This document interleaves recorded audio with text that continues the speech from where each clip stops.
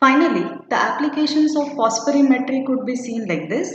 Determination of aspirin in blood serum with high sensitivity could be done at liquid nitrogen temperature because it undergoes an intersystem crossing. Low concentrations of procaine, cocaine and various other components in the blood serum could be determined. Cocaine, atropine in urine have been determined in phosphorimetry. Nicotine, nornicotine and anabasine alkaloids in tobacco were detected by phosphorimetry. These are few of the applications of phosphorimetry.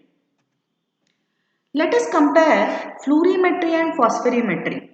In fluorimetry, that is fluorescence spectroscopy, there are lots of scattering problems, whereas in phosphorimetry, these scattering problems are not present.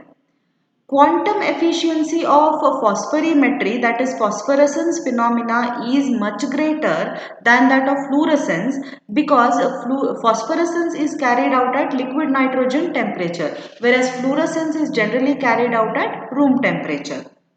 In fluorimetry, quenching problem always arises with the concentration change, or there can be a pH change. There can be various radiational-less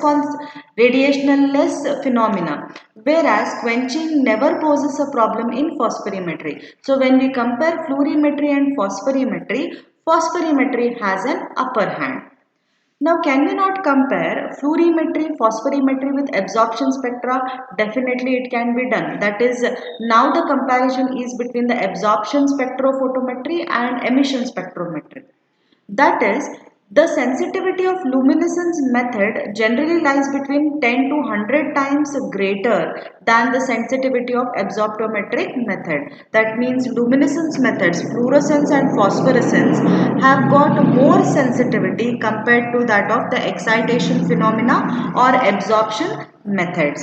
We have already seen what is the specificity and selectivity in absorptiometric method. So luminescence has got more amount of specificity and selectivity than that of the excitation phenomena. Because in luminescence, both excitation and emission wavelengths are selected, whereas in the absorption method, only the excitation wavelength has been selected. The emission wavelength could not be selected. So this poses a problem. So when we compare fluorescence spectrophotometry and phosphorimetry with absorption method, generally fluorescence and phosphorescence have upper hand compared to that of the absorption method. Thank you.